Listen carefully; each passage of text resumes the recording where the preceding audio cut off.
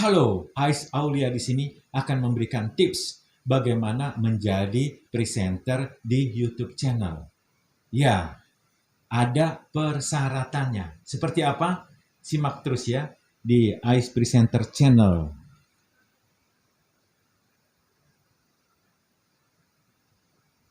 Presenter harus smart. Ya, karena membawakan acara itu harus mempunyai daya pikir dan analisa terhadap suatu topik permasalahan atau konten. Nah, dari sini akan dituangkan ke tulisan kata-kata dan disampaikan kepada audiens untuk konten yang dibuat. Nah, caranya bagaimana untuk kita menjadi seorang yang pintar? Ya memang pertama udah dari sananya atau udah bakat ya namanya pintar anugerah.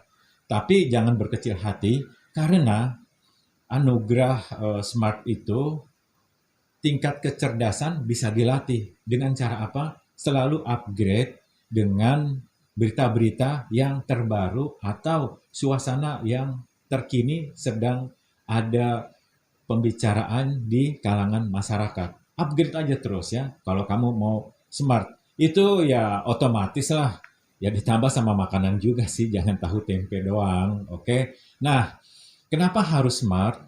Karena dalam penyajian dan apa yang kita ulas itu akan bisa dinilai oleh audiens. Ini pengupasannya dalam atau cemen atau sudut pandang dan angle-nya ini tajam dan sebagainya deh. Karena kita harus berpikir juga audiens kita juga pintar. Jadi jangan anggap apa yang kita sampaikan pasti dinilai baik terus sama audiens, belum tentu. Kita harus cerdas karena tingkat kecerdasan tersebut akan mempengaruhi penilaian dari audiens atau penonton. Berpikir cepat. Berpikir cepat di sini sangat diperlukan karena pembawa acara sering dalam membawakan suatu acara di tengah-tengah kita ngomong nih, ada terbersit atau nongol kata-kata ini dan harus dikembangkan seperti ini. Nah, itu kita harus bisa pandai berpikir cepat untuk merangkai kata-kata dari kata-kata 1, 2, 3 dan nggak jumping. Jadi sesuai seperti irama di ombak di laut gitu ya. Jadi ya harus smooth gitu kan.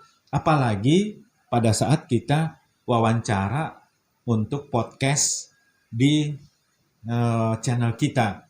Memang sih 70% channel YouTube nggak ada podcastnya. Tapi tidak menutup kemungkinan kita mewawancarai orang. Nah, kalimat-kalimat terakhir ini kita kadang harus pandai mengambil dan mengolah untuk mengorek statement dari lawan bicara kita. Nah, di situ kita harus berpikir cepat supaya momennya nggak hilang. Jadi kalau kita nggak berpikir cepat, kita mau nanya begini, dia udah ngomongnya lancar kemana-mana. Sementara kita mau balik lagi, udah hilang momennya. Nah, itu kita harus berpikir cepat, tanggap, langsung kita potong. Ya, artinya potongnya juga harus sesuai. Kita ikutin irama dulu, sampai semana down-nya atau turunnya, baru kita masuk.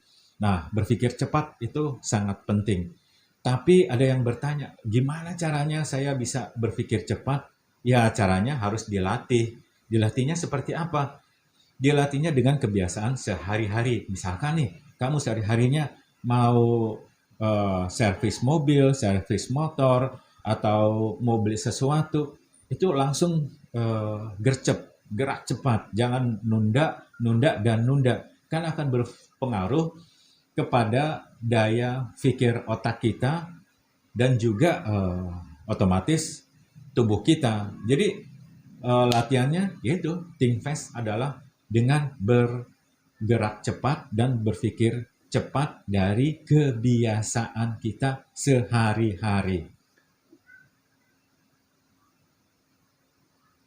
Speak fluently. Ya, sebagai pembawa acara atau presenter, kita harus berbicara secara lancar.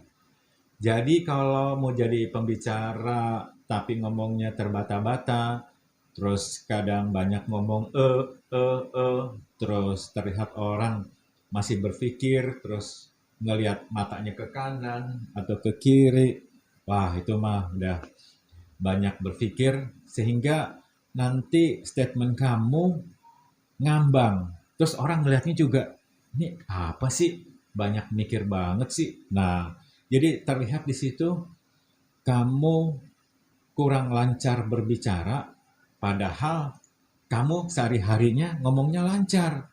Tapi pada saat ketemu di frame, pada saat kamu take, apalagi kalau live, wah, udah resikonya tinggi deh.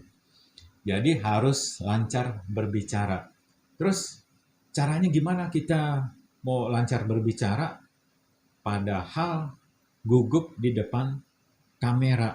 Ya kita anggap uh, Android ini adalah kamera ya kan, dan memang ada kameranya.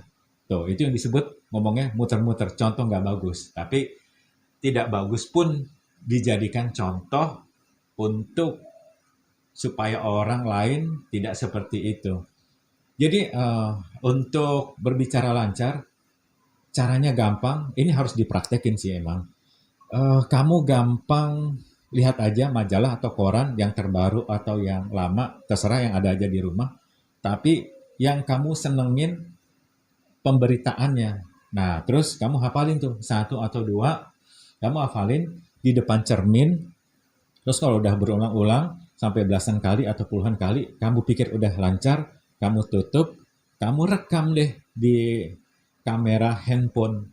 Nah, kamu take berulang-ulang, kamu lihat, kamu gugup nggak? Nah, lawan utama yang sangat penting adalah pada saat berbicara ngadepin kamera. Itu bagi orang yang nggak kebiasa ngemeng di depan kamera tuh suatu hal yang luar biasa. Padahal kamera doang loh.